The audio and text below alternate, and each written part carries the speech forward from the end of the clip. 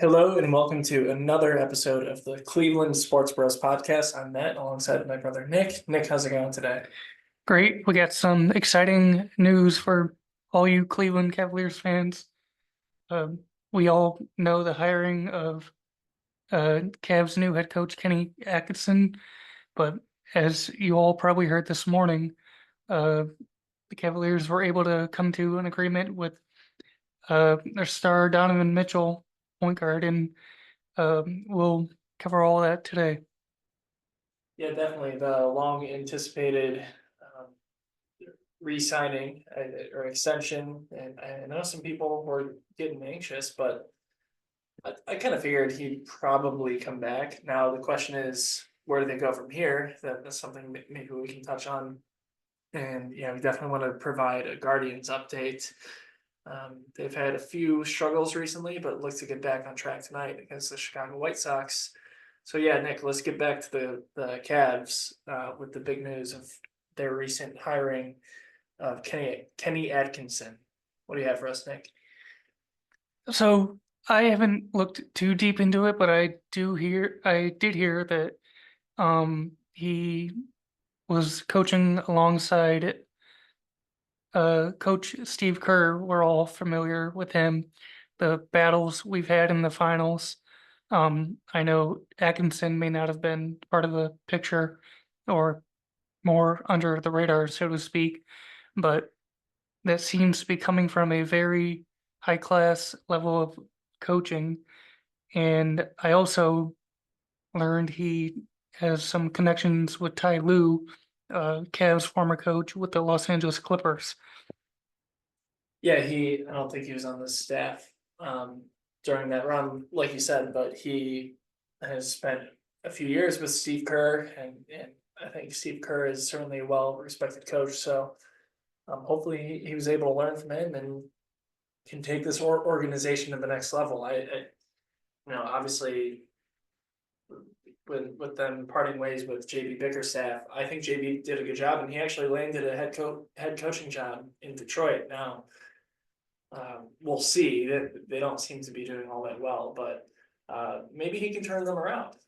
But yeah, if the Cavs think that he's the best man for the job to take them further into the playoffs, for example, then I'm looking forward to that. And then, of course, the foundation as far as players go that they're building around seems to be Donovan Mitchell, and we can certainly debate that, you know, but clearly he's a great player and I think very talented, and I'm happy to have him back. The details were 3 years, 150.3 million. And I think there's a fourth year player option on that. So we'll see where that goes from here. But my big question is, okay, what now? How do they get better? Do they make any acquisitions? Do they just try and improve the so-called core four, I guess? What do you think they should do or could do, Nick? Well, I've been hearing that Kobe Altman is all for uh, continuing with the core four. I myself and I've heard other fans sound a little concerned that, you know, maybe they'll run it back with Darius Garland and, the two bigs, Evan Mobley and Jared Allen.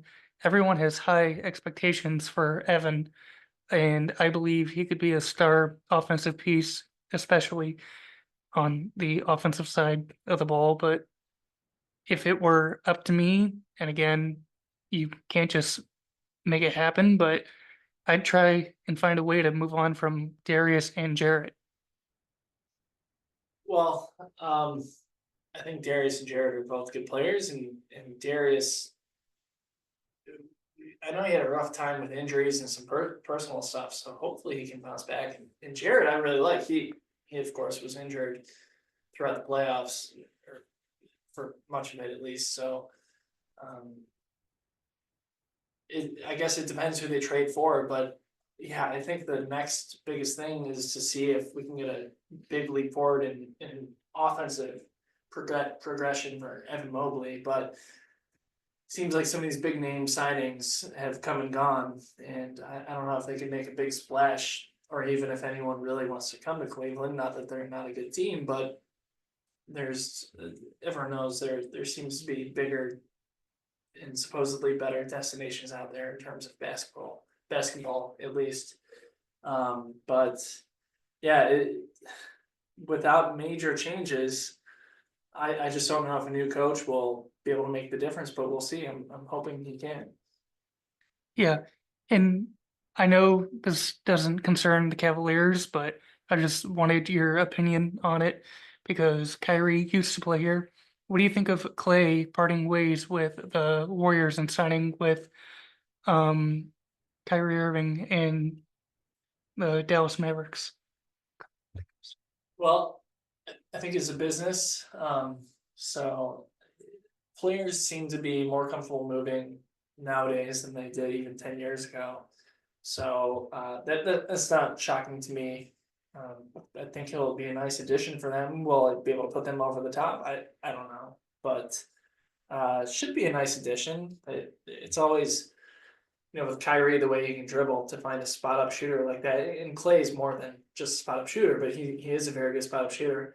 I think it'll be a real nice addition for them. But no, I wasn't all that surprised. I guess it would have been interesting to see him team up with LeBron, another former Cav in LA, but that didn't happen. So yeah, I think it's probably a good move for them, for Dallas.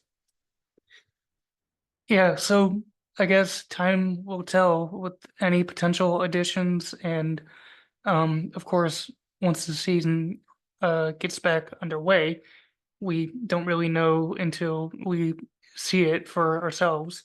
But it sounds like the Cavaliers are happy with the new hiring of Atkinson, and the organization and fans are certainly happy getting Donovan Mitchell back. So we'll see what they're able to do with it. And now let's talk some Cleveland Guardians. Yeah, so one of the best teams in baseball record wise, but I don't want to be Debbie Downer over here, but I think there's some big issues that we're gonna have to talk about. They're still a really good team, but I think we should have our eyes set on something higher than just a nice, regular season record. Everyone knows pitching is critical in the playoffs, or at least most of the time is. Unfortunately, what has very often been the strong suit for this organization isn't quite as strong this year as it has been in years past. So, right now they're first in the American League. Their record is 52-30. They're 22 games above 500. They're off to an excellent start. They just won a really good a series in Baltimore against a very good team, and then flopped in Kansas City against a division rival. Well, the good news is they're still way ahead in their division, but I think as fans and the organization cares a lot more about than simply just winning a division title. So Nick, what do you have for us about the Guardians, and where do you think they could go from here? Well, for the Guardians, they have uh, 13 more games until the All-Star break. And as many fans care about the explosiveness of their players, I can name quite a few off this roster right off the bat, no pun intended, but Stephen Kwan and Jose Ramirez, Josh Naylor, and I'd even add Emmanuel Clase to that potential All-Star game list.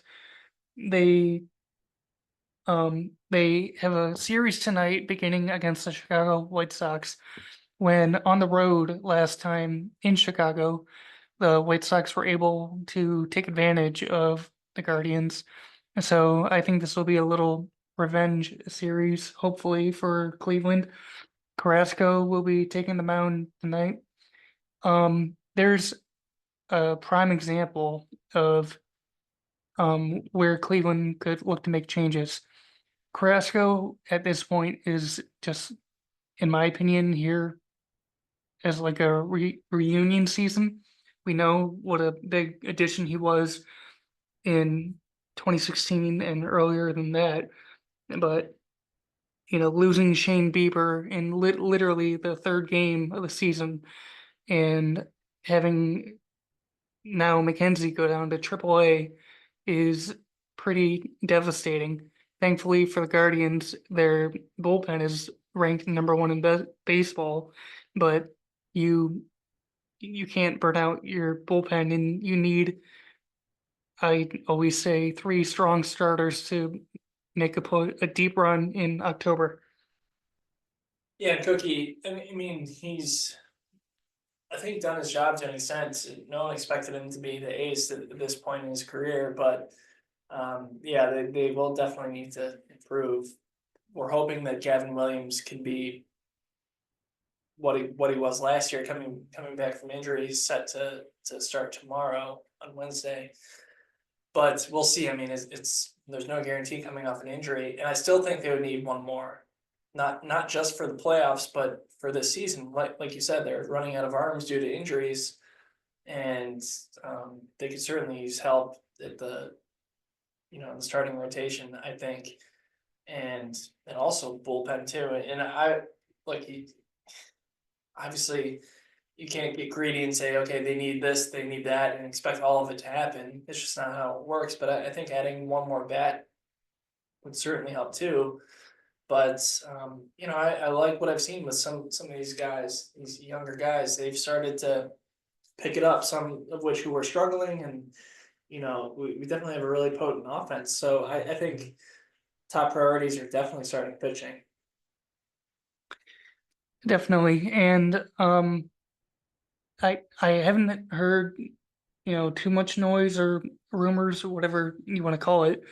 But the trade deadline is at the end of this month, and uh, I don't think there's too much going around of what may happen, but I am looking forward to Gavin Williams taking the mound for the first time this year tomorrow against the White Sox, and we'll see what he's able to do. I'm sure he'll be on a what they call it pitch count, and be sure not to overuse him. But I'm very impressed with how first year Stephen Vogt has been able to manage the rotation, the bullpen, the lineup. It's getting everyone involved and keeping everyone fresh and on their toes. He likes playing. He likes having from what I can tell, a versatile roster. We just saw from about a week ago the rookie John Kinsey Newell, who seems to have a lot of power. He's a first baseman. In the past two games, he played in right field pretty well. So we'll see how he develops. I think they could use more than just one potential power bat, but we'll see what they're able to do. I'm very pleased with Vogt at the moment. Yeah, me as well. So I think that's about it we had for today. Nick, anything else you want to add? Nope. All right, let's hope they can take this series and maybe get a sweep against Chicago and bounce back from that bad series against Kansas City. All right, everyone, thank you again. You've been listening to the Cleveland Sports Bros podcast.